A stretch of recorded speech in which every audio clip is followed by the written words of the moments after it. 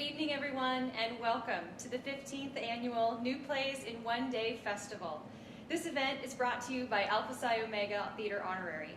A special welcome to our theater alums who are participating or watching this year. My name is Aurora Held Dodd, and I'm an adjunct professor in the theater department here at Marietta College. For the last 24 hours, I have had the pleasure of guiding our festival participants through the process of creating 5 brand new plays that will be performed for you here tonight. This festival is a special opportunity for our students to meet and work alongside theater department alumni and strengthen their connection to the long blue line of Marietta College. Our theme this year was inspired by what we're referring to as life in the bubble, and we blended that with a few historical events. You'll soon see that the playwrights took the theme and interpreted it in a variety of creative and interesting ways. If you'd like to see a digital program, please check the Marietta College Theater Department Facebook page for this post. Also, be aware that some of the plays you're watching tonight will contain adult language or themes. On behalf of the Theater Department at Marietta College, thank you for joining us for the New Plays in One Day Theater Festival this year. First up, Viral PR, written by Ty Ungelbauer, class of 2002.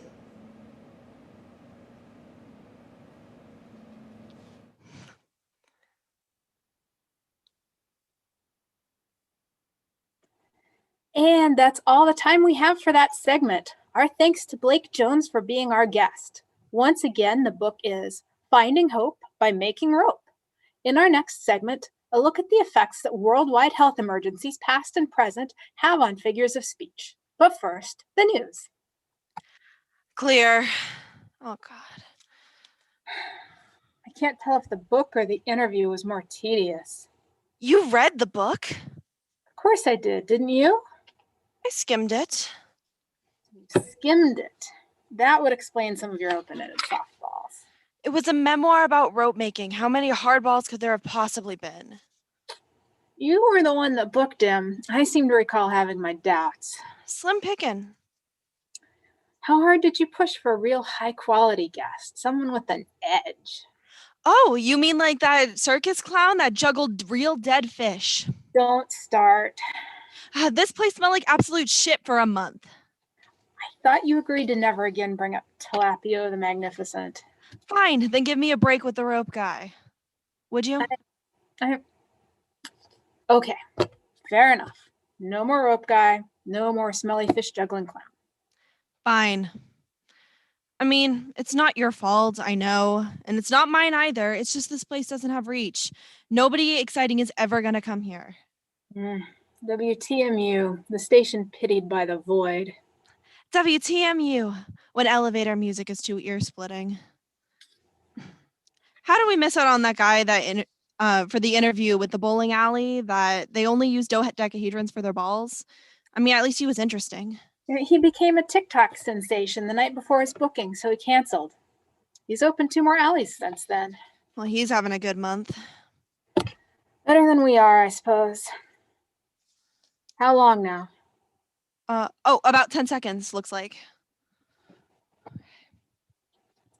And thank you, Nancy, for that news wrap-up. Next one at 4 minutes after the hour. You're listening to Exquisite Conversations.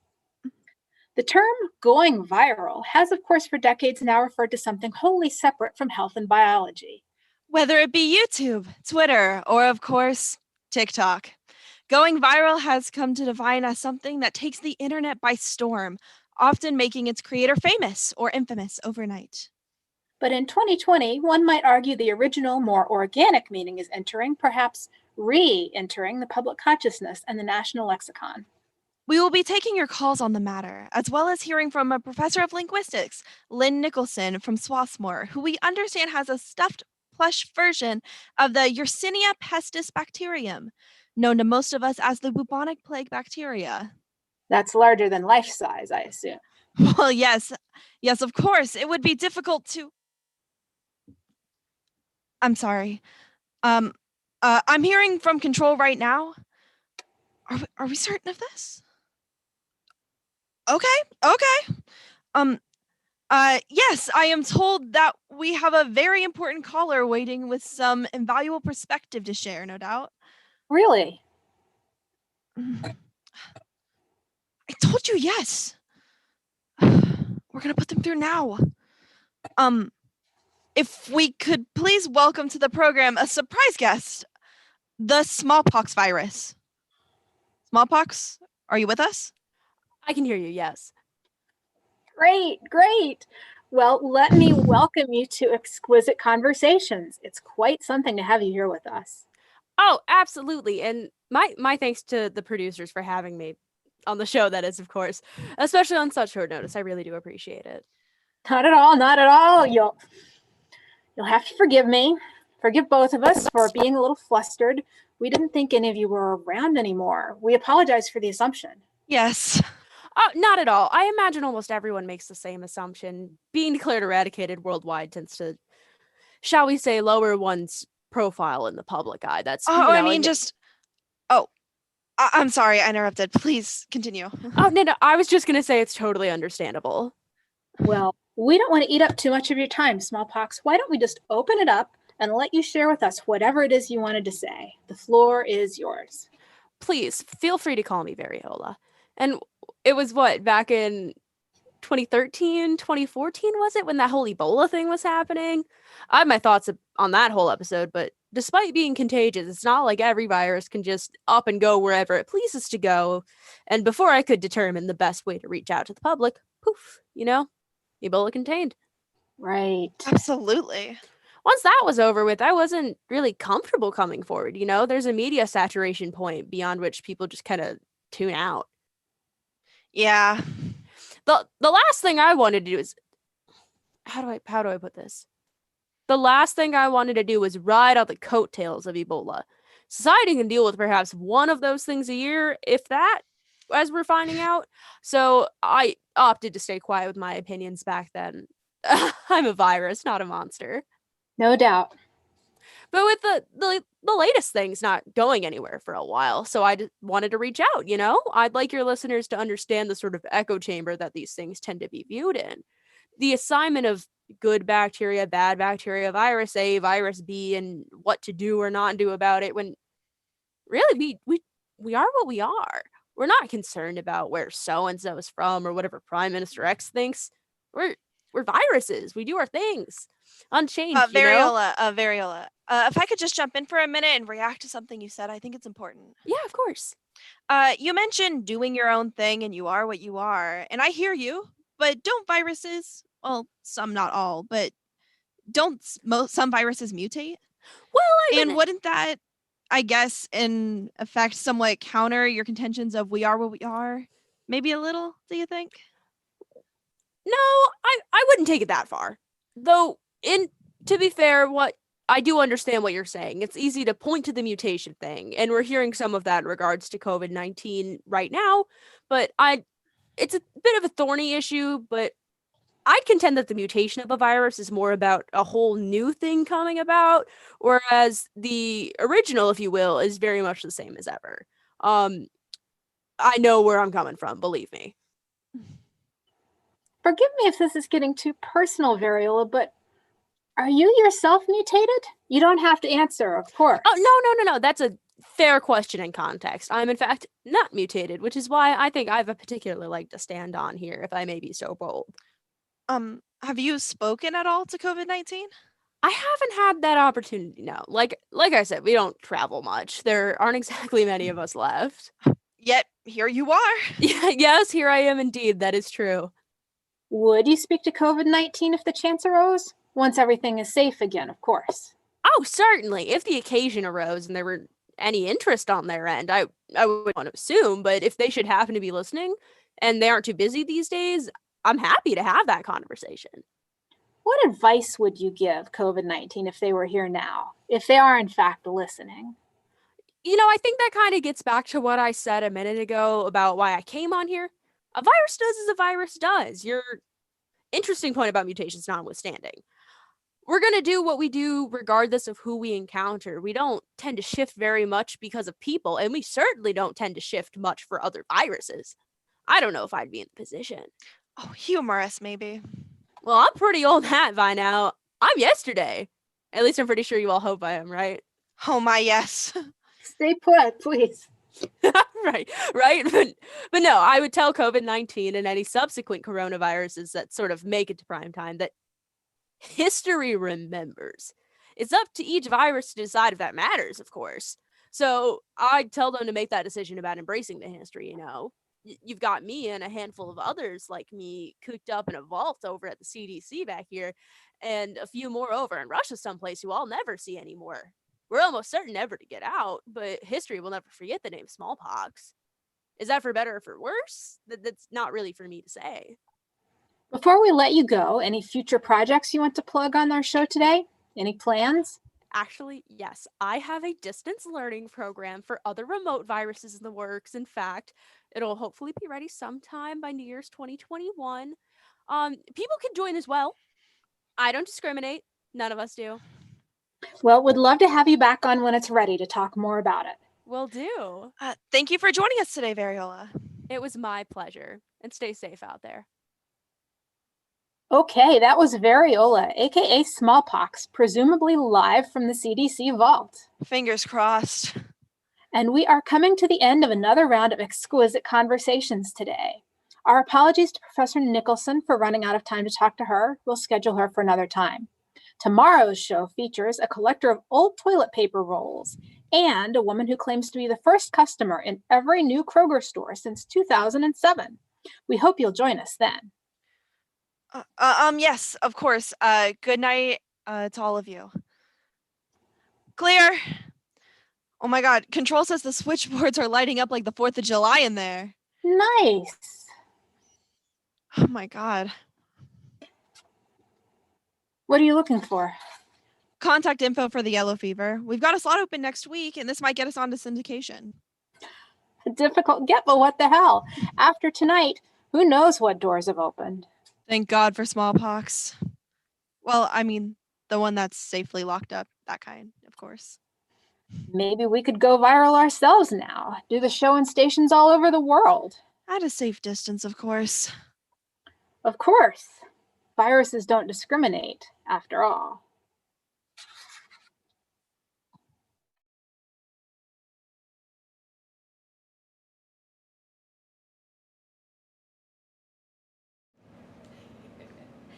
This year, we have alumni actors, directors, and playwrights participating in the festival.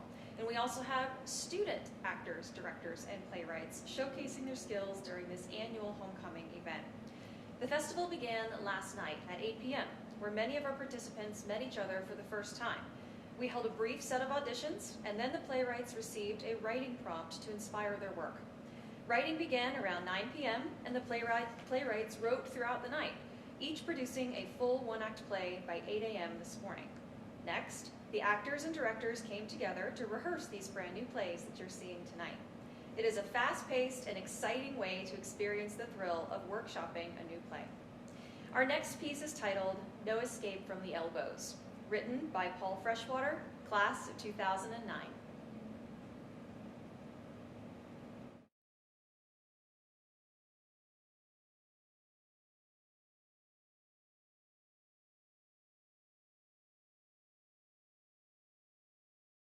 It still does for me.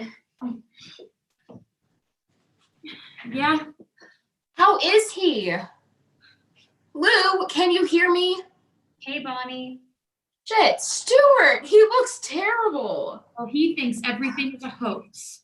So he isn't budging. Fuck no. Have you told him yet? I can hear you, Bonnie. What does Stuart need to tell me? Your only option. Which is? Get dressed, out of the house, into Stuart's car, and to the hospital. What type of option is that? Called saving your bleeding heart.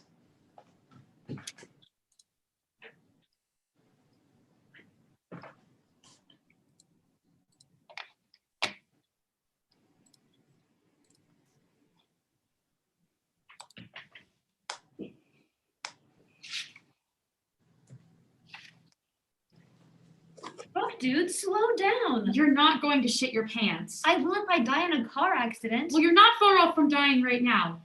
How many Valium did you take? Enough? 15, 20, even a fucking guess to how many? Palm's worth full. Shit. What for? I mean, obviously for the wrong reason. Look at this. I'm driving. You won't wreck if you just take a quick glance at this. Good enough? Nope. Shit, put your arm down. You're gonna make me crash. Quit scratching at it. It's only flea bites.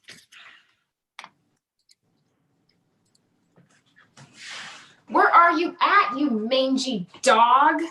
Oh, don't you dare fucking growl at me. Oh, my gosh. Stuart, where are you? At the hospital. How's Lou? On watch. Oh, God. Save, oh God, for a better time. Oh, and when would that better time be? When only one dog is sniffing around you. Oh, come here, Fluffy. You liking Lou never made me jealous. But you certainly didn't like it. How so? Oh, by taking too much of his time away from you. Well, at least I'm addressing my wrong. Are you politely calling me a cheating whore? Certainly not. Then what are you saying then? We snuggled like dogs, and we caught some fleas. And gave Lou the plague. Well, actually, both of us. All Lou needs is a good flea bath. A stimulating sponge bath might be more appropriate. Lou, Why all surprised? well, I wasn't expecting to see you. What did you think I would be? On watch? That's for the more troubled people. Are you not? Absolutely not. Well, good to hear. Is that what the doctor or the nurse told you? It's what I told myself, Very reassuring. especially when it comes from the inside. Well, I assume you're thinking clearly. The best I have been all day. Has the Valium worn off? What Valium? The Valium pills you abused? I didn't abuse any Valium pills. A few hours ago, you said you did. I was getting your attention, You always had my attention. but it was never tested until now. Okay, where are you going with this? I watched you. You watched me do what? The way you viewed and talked to Bonnie. Oh, you did. Anything I missed? It was all innocent play. You two are not that nice. Lou, you know I love you. More so than her? Lou, now is not the time. Of course it is. Fine. What do you want to know? How does it feel to kill one's love? Ask yourself this. How does a dog feel when it kills, or even a cat? A cat will bring its kill to you while a dog will play with it. Exactly. Okay, I just arrived at the hospital. Where are you two located? We're on the second floor. Hi, Bonnie. Hey, Lou. Did you kill Fluffy? I don't know what you mean, Lou. Stuart, and you discuss it. Yeah, he's been watching us for a long time. Lou, you know how I feel towards animals. Not very favorable. I'm losing my...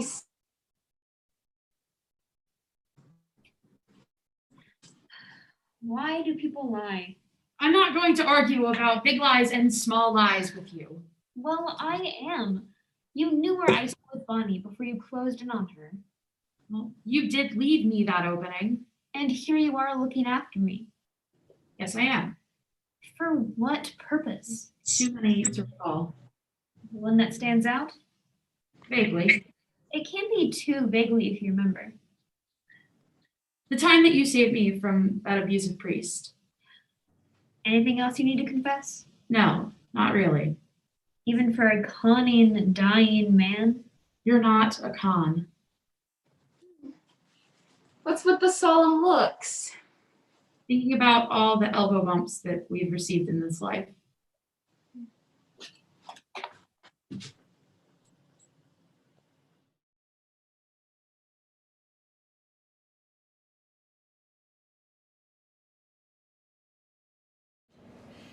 The festival is sponsored by Alpha Psi Omega, the theater honorary at Marietta College. This service-based organization strives to contribute to the campus and surrounding community in meaningful ways. In the past, APO students have created floats for community parades and events, designed and run a Haunted Herman Halloween event that was open to the public, and each year they act as ambassadors and welcome new students into our department. Our next piece is titled Distancia Real, written by Jason Weber, class of 2007. Alfonso lays in his luxurious bed, coughing and wheezing. A nearby radio plays. Alfonso hums along between coughs. Outside of the room, Juan Pablo and David huddle near an improvised slit carved into the door. Juan Pablo is feeding a tape measure through the slit. Am I there yet? Almost, Juan Pablo. Isn't this the greatest song ever written? Once more, the great Spanish composers are the envy of the world. Isn't that right, David? Yes, Your Majesty. It's very catchy. Catchy. It's contagious. How about now, Your Highness? So close, Juan Pablo. Keep measuring. You know, if you wanted to play a different song, I am happy to get the record player. Different song? Why on earth would I want that? Never mind. That's it, Juan Pablo. Hold there. How far? 3 meters, Your Excellency. Meters. Yes, Your Majesty. Hear me fine? Unfortunately. What was that? Yes, Your Highness. Loud and clear. Just like that damn song. Excellent. I told you that I could solve it. Distance is the key to fighting this flu. Distant, yet still sociable, I say. Congratulations, Your Excellency. Let everyone know, 3 meters is the official social distance. Be sure to put that in this week's newsletter. As you wish, Your Majesty. Social distance? Isn't that a little boring? I'm sorry, I'm having trouble hearing you over the music. Let me turn it off. Thank Christ. What were you saying? It's just that if you are inventing a solution to this great flu, shouldn't the name be great? Such as? Off the cuff, how about Distancia Real? What the hell does that mean? It's Spanish, Your Excellency. I got that. You're the King of Spain. You mean to tell me you don't know Spanish? I speak many languages, David. I can't possibly be expected to keep them all straight. It means royal distance, Your Highness. Oh. Royal distance. I like that. Why didn't you just say it in the first place? I'm sorry, Your Majesty. You're always making things too complicated. Why do you insist that I call you David? We all know your name is just David. Your Excellency. Shut up. Don't act all high and mighty. If I didn't know better, I'd think you were French. Of course, Your Excellency. Speaking of French, how on God's green earth did we end up letting them infect me with this hideous disease? I've done everything in my power to stay out of France while they blow themselves up, but now they've gone and taken up residence inside my throat. I feel like I am choking on a stale baguette. We don't really have any evidence that the disease came from France, Your Majesty. Like hell we don't. I've been to Paris. It's a filthy mess. If this flu came from anywhere, it's France. Fair point, Your Highness. So what are we going to do about it?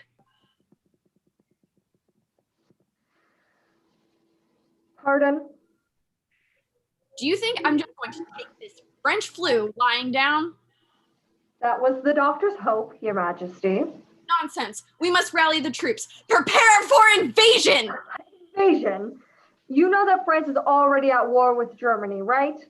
Germany is sinking our ships daily. Does it really make sense to join the war on the side of Germany? Of course not. Don't be ridiculous. So sorry, Your Highness. I misunderstood. We'll start a new war. Oh, you know that doesn't sound better. Ah, yes. I can see it now. We'll make the damn French fight 2 wars. That'll teach them. We can't let him go to war over the flu, right? I think this fever has gotten to his brain. What was left of it anyway. I guess we'll just have to save Spain again. Come again? Oh, we can do it. We just need, I have a plan. Go with me on this. Sure, why not? Your Excellency. Yes, David. Perhaps the French flu isn't as bad as it seems. Oh no, my last shit looked like country pate. Yes. Well, I understand that's bad, Your Majesty. Damn straight. But there may be an upside. All right, let's hear about it. Most of Europe is at war, right? So they're all pretending they don't have the flu as not to look weak. But they do have the flu, especially those stinky cheese lovers. Your Highness, again, it's not diplomatic to call the citizens of other countries names. Think of how you'd feel if the French called us names. Where are you going with this? Hush. Your Highness, what if we said that the flu originated from Spain instead? What?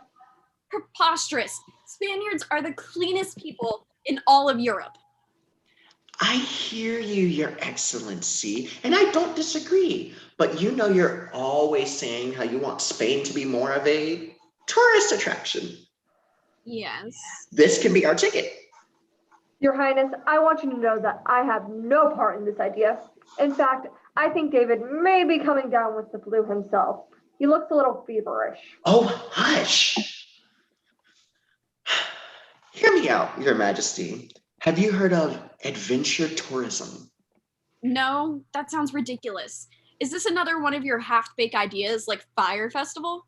No, not at all, Your Majesty. You see, people these days are always looking for their next thrill. We're in a new century.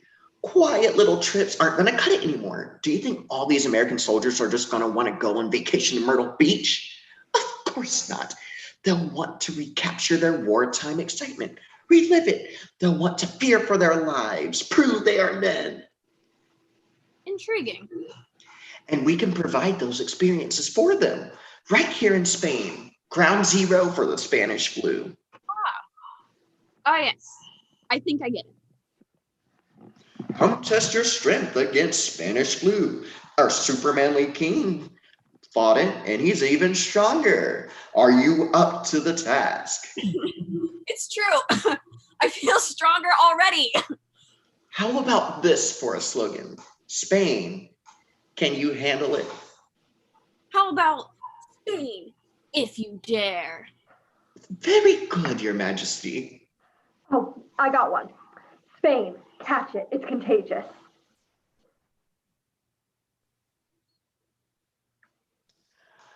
Well, maybe that one hits a little too on the nose. Yeah, slogans aren't really your field, Juan Pablo. Yes, I heard it. So sorry. Nice try anyway. I really appreciate the gusto. I won't forget it during your next quarterly review. Thank you, Your Highness. This is great, David. You've really earned your stripes today. Thank you, Your Excellency. We need to start working on the brochures right away. Do you think we have enough hotels? I can look into it. Wait a minute. I just realized something. What? What time is it? It's noon, Your Majesty. Noon! I thought you were supposed to be keeping my goddamn schedule. There goes your good review. You have no appointments today, Your Highness. We canceled everything due to your Spanish flu. What about lunch? Come on, Juan Pablo. You didn't cancel lunch, did you? No, Your Highness, absolutely not. Shall I bring your usual, Your Excellency? Of course. I'm sick, not dead. Right away, Your Majesty. I tell you, Juan Pablo, that David is a real innovator. A real, what's the word? A mensch, Your Highness? A mensch? What the hell is that? It's Yiddish, Your Excellency. Jesus Christ. He wants me to know Spanish. You want me to know Yiddish. Why can't we just speak English? It's 1918, for Christ's sake. I have your regular lunch, Your Majesty. 1 pound jamon, 1 bottle of the finest Rioja wine. For lunch. He's the king. I just put it on the tray. I also brought you the morning paper from America. Bravo, David. Slide it all under the door.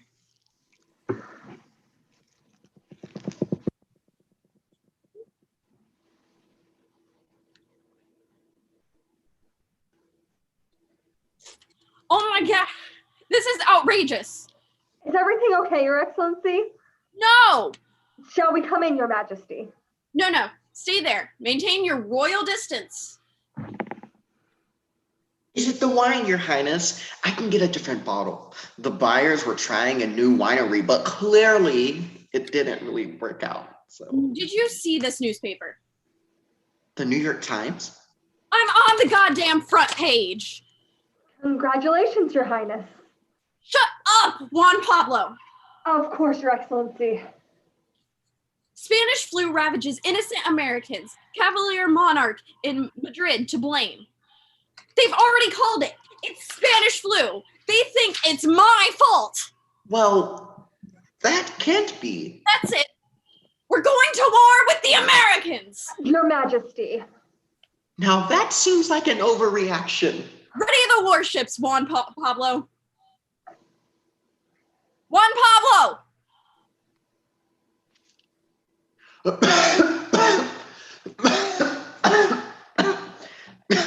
Your Highness, the royal distancing didn't work. Yes. We seem to have Spanish flu too.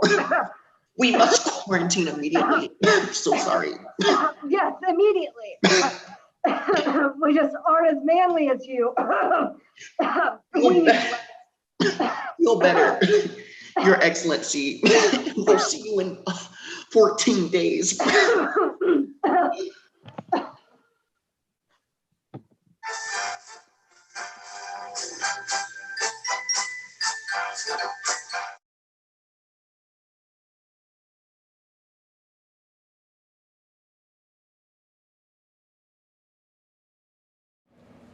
Our next piece is written by our only student playwright this year. Ashley Mannion is a first-year student with big dreams of writing plays and musicals. Every year, the festival writers are mentored and supported overnight by a professional playwright to help each writer through the process if they get stuck or need a fresh set of eyes on their pages. It is experiences like this that make the festival such a wonderful opportunity for our students. Please enjoy Time Traveling Turmoil, written by Ashley Mannion, class of 2024.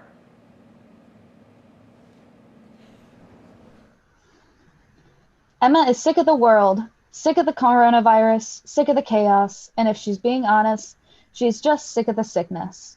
She finds herself desperate for an escape from the present. That's when she saw the flyer.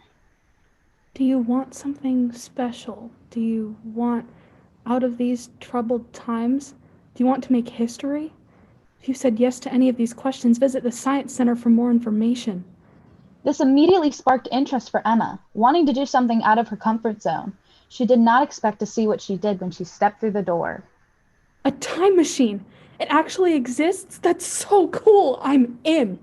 What Emma didn't know, however, was what time period she was going to. The lab members informed Emma that there might be a chance that she would not be able to come back, but she said that it was fine, not thinking about the implications. Our story begins in New York City, where a traveler has teleported to. Oh, I'm sorry. I was just... Why are you wearing a face mask? What? Why are you wearing that thing on your face? The mask. I would ask if you're like a doctor or something, but it's not even like a surgical mask. It's just made of cloth. It actually worked. What worked? The time traveling machine. Emma stops her cheerful attitude almost instantly, looking around to see if anyone else has heard what she said. She sighs in relief after she realizes no one has noticed. Okay, right. You probably watched too many episodes of That's So Raven when it was on the air and let it get to your head. You should probably go see someone. No, wait. I'm being serious. I signed up to be a part of this time traveling experiment because I was so sick and tired of the coronavirus pandemic, and I just had to get away. What is a coronavirus? Sounds like something I'd get at a bar or some weird SoundCloud rapper. It's a pandemic. You know, like the flu or the plague or. Back up. Swine flu is not a pandemic. Yeah, sure, a few people get sick from it, so what? What? A few people? The swine flu has killed hundreds of thousands. Oh, come on. Drop the act. I'm not acting. Fine. If you're so persistent on your ideas, I guess I'll tell you the actual truth. The swine flu sounds stupid to me, and I think the media is overdoing it. But apparently, it may be considered as a pandemic soon. Everyone's being so overdramatic. Wait, no. Welcome to the year 2009, time girl. I have to get out of here. And how are you going to do that? I don't believe it. Out of all the places I could have gone, I'm here. I don't understand how this happened. I know I'm supposed to be experimenting This is and all. ridiculous. but I don't even know your anywhere in the name. world. You are one of the weirdest people I I've could've ever been met here. so And this is New York. So Why if that says anything about you. Maybe not. Either that. way, I guess that I Might should somehow leave. go But you're forward. psychotic in a non-threatening way. It's just really odd. Calm down. Emma finally needs a breather, and Ethan glances at his phone. Emma notices. What is it? It's the flu. It's been declared as an official pandemic. There is a pause between both of them, Ethan realizing his error of his bluffs, and Emma realizing she is stuck here. I know you won't believe me anyway, but my watch isn't working. It's supposed to take me back home. It looks like I'm trapped until I find my way back home. Why would you even come here? Why would you leave at all? When are you from? All these questions. Calm down. I guess I should start with my name, though. I'm Emma. You want me to calm down? You were the one who just... Never mind. I'm Ethan. I came here because I didn't want to be in my present anymore. I know it may seem selfish to leave them all there, but when I'm here, it isn't my problem anymore. It's an interesting way to see it. Well, what about you? Why are you so sarcastic and acting like I'm totally crazy? Well, a part of me still thinks you are completely psychotic. But my attitude is mostly because I ruined this audition earlier. Audition for what? This play that recently went on Broadway, Desire Under the Elms. I wanted to perform on Broadway for so long, but so does every guy with a bit of projection and chops in this place. Well, the play sounds interesting. Yeah, I've been really into acting since I was a kid, but I never thought I'd go anywhere with it.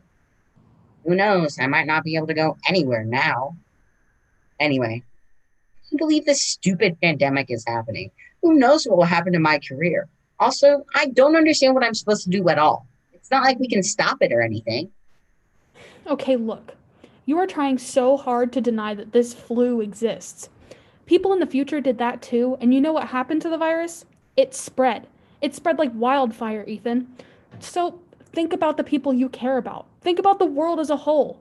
You scoffing at this virus makes it worse. Take it seriously and don't focus so much on your life, okay? I guess. I just didn't think it was that serious. It is. It really is. That's the whole reason I came here wearing a mask, even though I was literally going through a portal. Okay, that is still really idiotic. I just don't understand why you would do that if you're literally time traveling. Fine, maybe the mask through the portal was a little uncalled for. Don't blame me too much. I used to be a blonde. Right. It's better to be safe than sorry, right? Sure. So, what year are you from again? 2020. You're saying that in the future, things won't change from the way they are now? I'm sorry. I wish I had better news. You have a few years in between pandemics, but it still arrives anyway. Emma then feels something in her pocket. She pulls out a piece of paper, unfolds it, and skims over the words. Now that we're done talking about the end of the world, We can focus on making this the beginning of a better world. And why do you have some random quote in your pocket? I keep quotes in my pockets to motivate me to see things in a better light. I must have forgot this one was in here. You know, that's a little odd, but I appreciate the effort. I used to keep song titles in my jacket pocket, and when I'm unmotivated to find a song for my auditions, they're the ones I'd use. That's cool. Realistically, back home, Broadway isn't doing so good, so I came here hoping to audition for a show wherever I ended up. Is that crazy? No, that makes sense somewhat. Theater kids are their own breed. You aren't wrong. Maybe I should get more informed about things before I just assume what's right. What? Do you mean about the flu? Possibly. It would probably be for the best. There you go. Positive outlook. Emma looks at her watch and realizes it's working again. She taps on it a few times beforehand. So, what are we in this time zone supposed to do now? Are we just doomed to repeat your history? Can we stop it? Well, in a way. For us back home, we have to wear our face masks, frequently wash our hands, maintain social distancing, and monitor ourselves for symptoms. It only works if all of us do it, though. You lost me at face mask, but I'm sure whatever was said was a great idea. I'll just write it down. I owe you a bit of an apology. Why? You didn't really do anything wrong. I made assumptions about you. I thought I knew what I was doing. I thought I could ignore what was happening. You running away from your problems helped me realize that I have problems that I have to face. I bombed that audition, but I also was self-centered. Next time, I just have to learn that it isn't always about what I think. It's about what's really happening. So I'm sorry, and thank you. Thank you. I know we just met, but I really do appreciate it, and you're right. I've been ignorant too. I thought traveling to a whole other period of time was better than being there. I left my family and my friends for some dream of a better life, but why shouldn't I make life better myself? Why shouldn't I invent new ways to face the world? I never expected this kind of thing to happen today, at all. Me neither. I didn't even think the machine would work. I guess life has a lot of surprises, right? I never thought I'd be saying this to you, but it was nice to meet you. It was nice to meet you too. I wish you luck in the future. I guess I could say see you in 11 years, right? That isn't too far away, huh? Not far at all. Those were the last words exchanged between the unlikely allies, Emma using her watch to transport back into her own time. 2020 may not be the best year of her life, but at least it was her own. She was ready to face the world, her world, without any limitations on herself. Ethan continued to work on his dreams and on himself, and landed a few off-Broadway roles before the coronavirus pandemic began. Will the two ever cross paths again?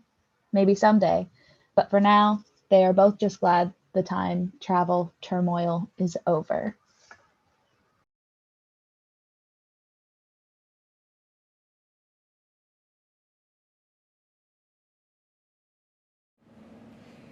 This year, though we're experiencing a stay homecoming, through the virtual eyes of each event, you may notice that things on campus are looking a little different.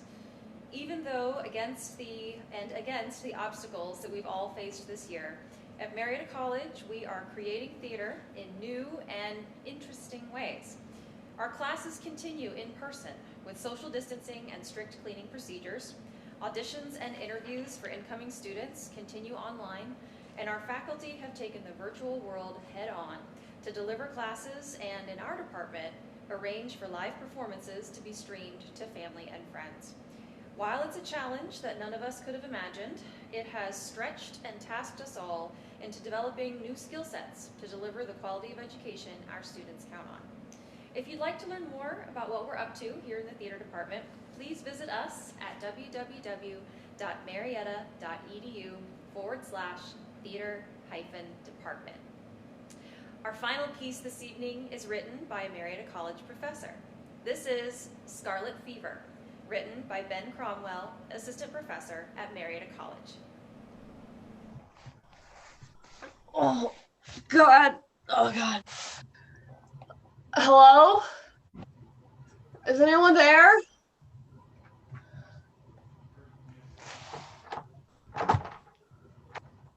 What the fuck? Is anyone out there? I'm stuck in this, whatever the fuck this place is, and my head hurts, and I'm thirsty. Can someone bring me some water, please? Brad?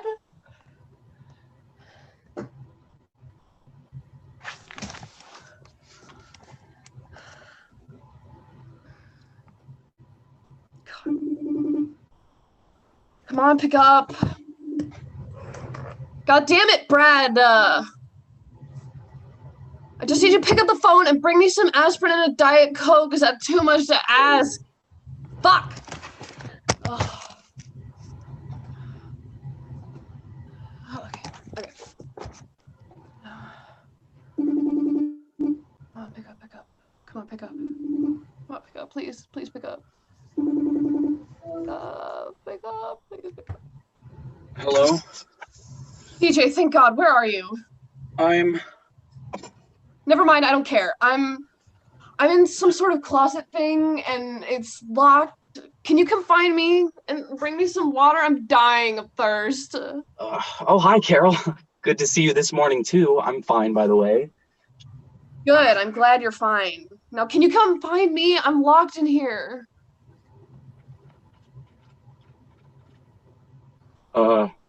Actually, I can't. What do you mean you can't? I mean, I can't. I'm locked in a room somewhere, too. What? Yeah, I know. I guess I had too much to drink last night and passed out.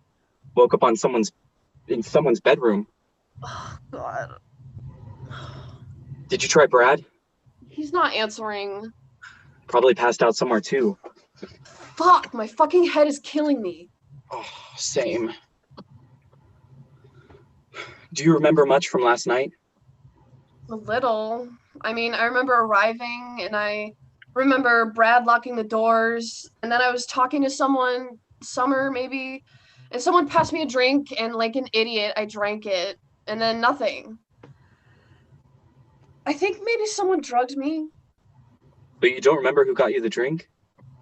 Not really. There was so much going on with the party, and Brad was freaking out about making sure the door was locked so none of the fucking peasants would sneak in and infect us. I wasn't really paying attention. Good. Good? Why is that good? No, I mean, it's good no one snuck in. Can't be too careful. I mean, we are in the middle of a pandemic. Fuck the pandemic. Yeah.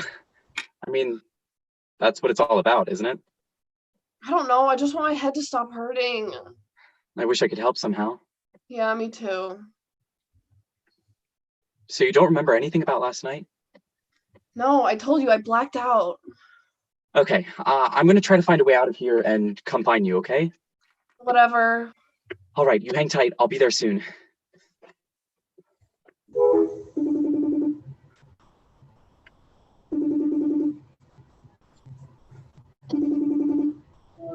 Hey, man, what's up? Derek, where the fuck is everyone? And where am I? Whoa, calm down. You're really harshing my gnar. And it's not Derek, I told you last night. It's Death. What the fuck does that even mean? It means you're dumping all kinds of negative energy on me, and I'm just not up for that kind of thing this early in the morning. I have a vibe, man. Fuck your vibe. Where the hell is everyone? It's out in the streets. All you gotta do is find a window and look out there. You'll see them. There's nobody out there. Really?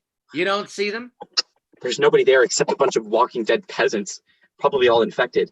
I know. Aren't they lovely? What the fuck are you talking about? What are you talking about?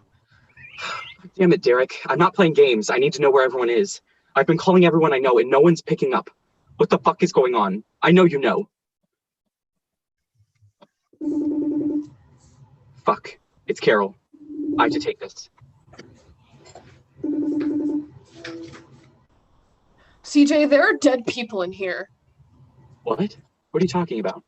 I'm talking about dead bodies in the house, in this house. I'm fucking freaking out. What the fuck is going on? Carol, calm down. Calm down. You're not making any sense. I looked under the door and there are people laying there on the floor just outside here. They're probably just passed out like we were. No, they're dead. I know it. I called out to them. I screamed. They're probably just really zonked and... No. Yes, they are. They're fucking dead. I know it. How? How do you know it? Because they're all red. They're all red just like the others. The ones on the news, the ones outside. That doesn't necessarily mean And that because I poked one. You poked one? I took that long stick thing, the one from the blinds that you turn to make it lighter or darker. Yeah?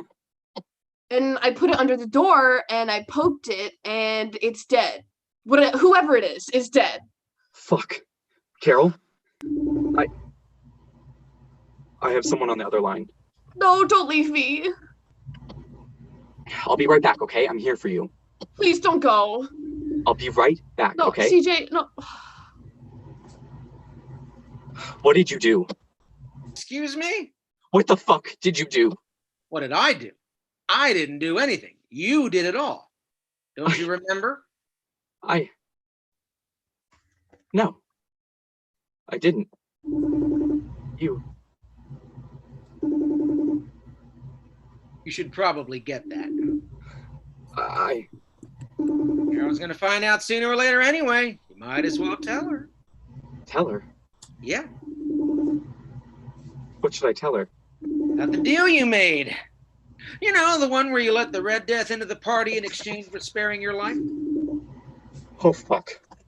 Did you forget about that? Shut the fuck up. I didn't think it was real.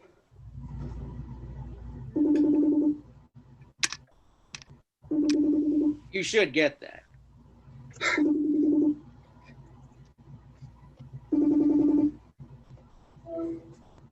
What the fuck is your problem, CJ? I'm freaking out and you just fucking hang up on me. What the actual fuck, you fuck?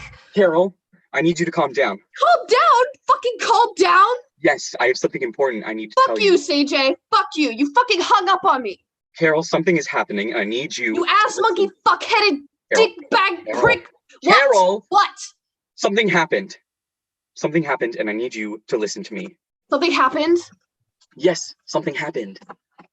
There are dead bodies in the hallway, CJ. No shit, something happened. Something happened with me. I mean, I did something. What? What did you do? You know I care about you, right? Fuck. Yeah, I know we're friends. I care about you too. Yeah. Friends. So you know I wouldn't do anything to hurt you. God damn it, CJ, can you please just tell me? I might have let it in. What are you talking about? There was this guy last night. He asked me if I was going to this party, and I said yes. And he asked if I could get a ride, or if he could get a ride. What guy? You're not fucking making sense. Just listen, okay? It was like an hour before the plague party, and he came up to me, and then he... What do you mean he came up to you, like on the street? No. It was weird. You know the parking garage in my building? He was in there, and I figured he must live in the building because you can't get in without a key card, you know? And he just came up and started talking to me. Who came up to you? I don't know. I mean, I know, but it's not possible because he said he was deaf, you know? And I laughed because it was so stupid, but he asked if I was going to the party, and I said yes, and I agreed to give him a ride because I thought he was funny, and because of the death thing, and... CJ, what did you do? I didn't think he was serious. What did you do, CJ? He said he was going there anyway. But since I gave him a ride, he was going to help me out. He said I could choose anyone. Oh no. CJ, no. He said I could choose anyone. Is that him? Yeah, it's him. Answer it. Answer it, CJ. I want to talk to him. Answer it! Answer the fucking phone! Hey, Carol, how are you? I've heard a lot about you. Good to finally Shut meet up. you. Who are you? CJ didn't tell you? He told me you're it. Death, the Red Death. Mm-hmm. It's true. You killed everyone. Oh, not everyone. Everyone but us. Not really. I mean, it's all thanks to CJ. He cares so much about you. I didn't do. No, I'm not gonna blame CJ. He didn't kill anyone. You did. You tricked him. You're the one who's responsible. Oh, but he brought me here. And wasn't this the one place that was supposed to be safe? The plague party for the elite? It was just a party. Just a party for rich folks, like you and her and all the others that thought they could hide out. So it's true? Really true? You're the Red Death? But then why did you spare us? Oh, I didn't spare you. That was CJ too. If you ask me, he's got a crush on you. I just... CJ and I are just friends. Are you? Yes. We are. He knows that. I just... CJ, we talked about this. Just friends. CJ? I thought maybe if everyone, if Brad, If everyone what? Died? CJ, I'm not in love with you. I never will be. I thought maybe in time. Oh my god. Oh. I dude. just... CJ, that's so... Romantic? No, disturbing. and disgusting. I can't believe you'd kill all those that you'd killed just to be with... I didn't mean to. It was an accident. I didn't think it was real, and he said he was coming anyway. Carol. My drink. You drugged my drink. I didn't. I mean, I did, but... You were going to... You... Did you rape me?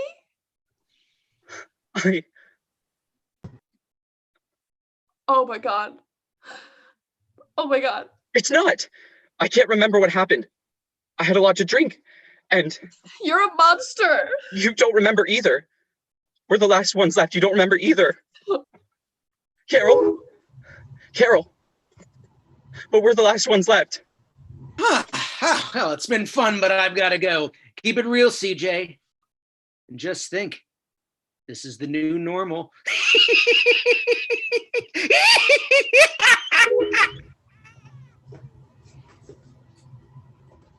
We're the last ones.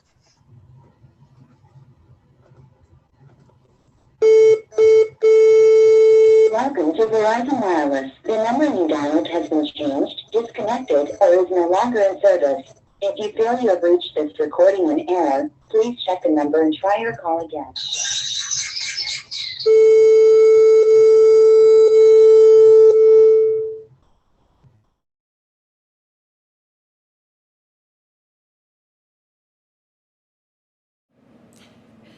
I want to offer a huge congratulations to everyone who's participated in the festival this year, on screen or off. And we are grateful to you, our audience, for tuning in from your homes and virtual spaces throughout the nation.